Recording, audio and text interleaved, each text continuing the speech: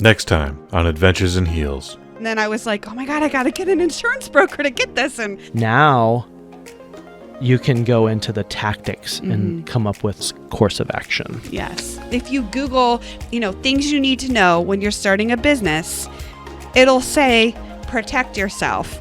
I'm speaking from experience. Don't do that. Adventures in Heels, Mondays, twice a month on thebosley.net. We're having some fun.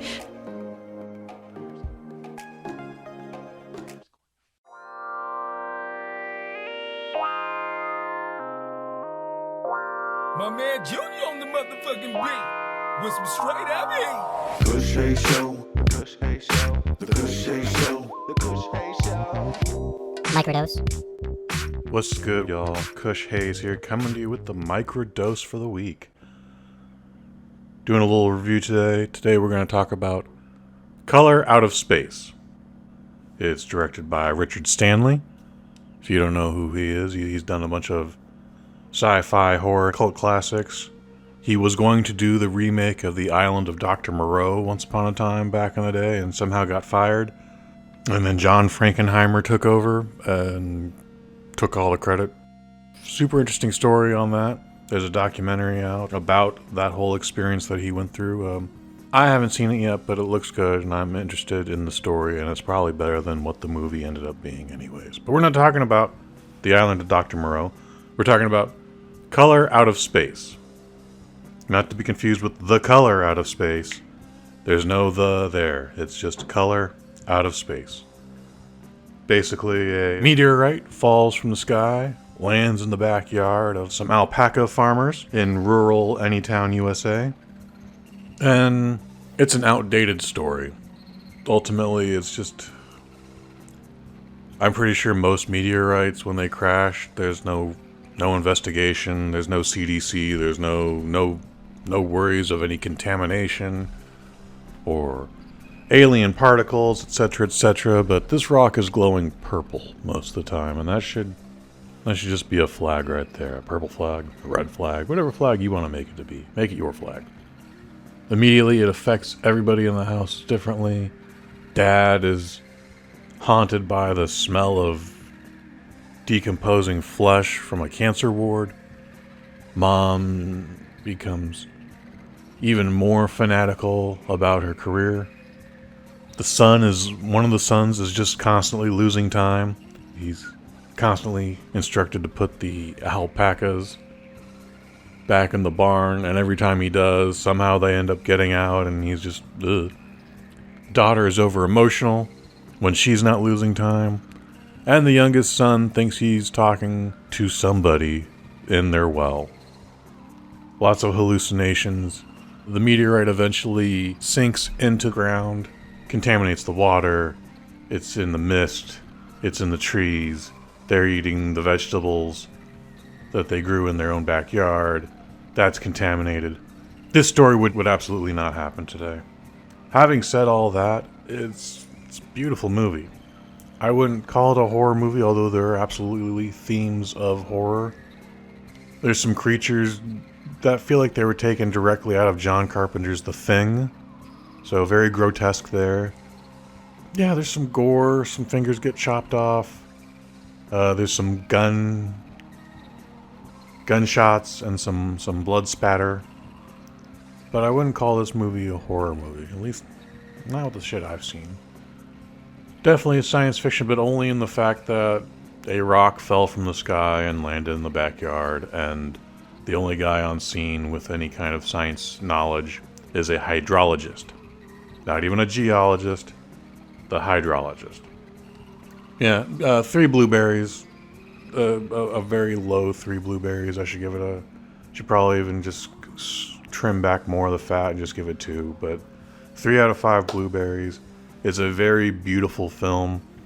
I don't know why it didn't look better on the screen I saw it on last night, but I kept watching and just went, this is going to look way better on my 4K HD screen.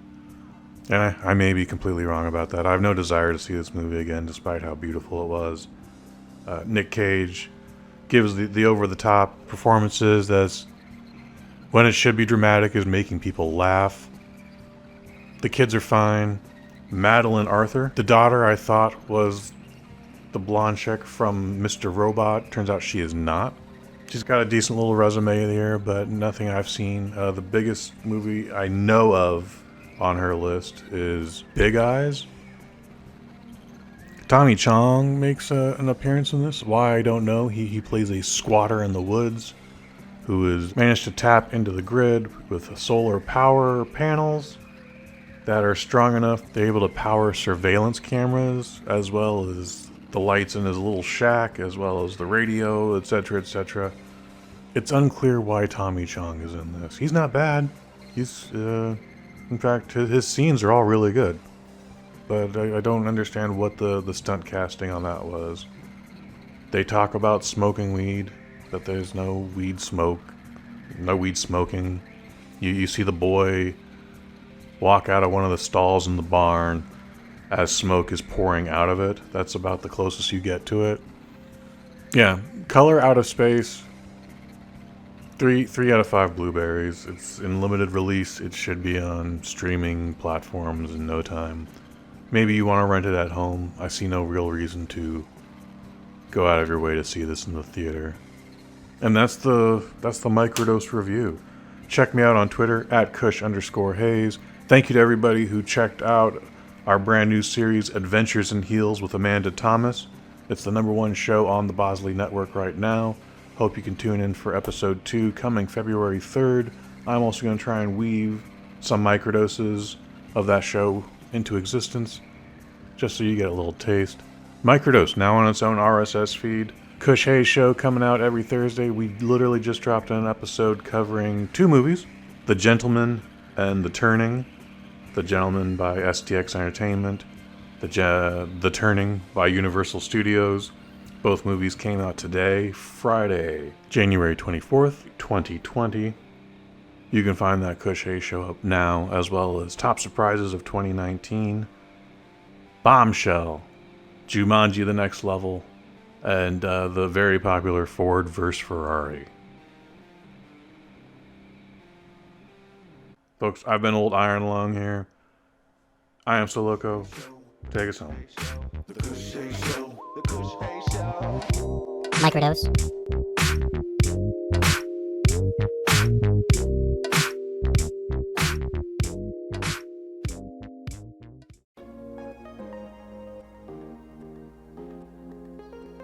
Life is so short. From thebosley.net. Welcome to the Adventures in Heels podcast. Adventures in Heels. I'm so excited to be here with you today. Hosted by Amanda Thomas. I've been a business owner for 5 years. I'm going to be really vulnerable with you guys on every episode. Curated specifically for savvy women with impeccable taste who want to have it all while owning their own business at the same time. Was I ready? No. Was I scared to death? Yes. But it's the best decision I ever made. Adventures in Heels. New episodes available every other Monday. No one else is going to do what you do. Available iTunes, Stitcher, and where major podcasts are streamed. Follow your dreams. Adventures in Heels. Hosted by Amanda Thomas. Mondays, twice a month on thebosley.net. Yeah, it's going to be fun.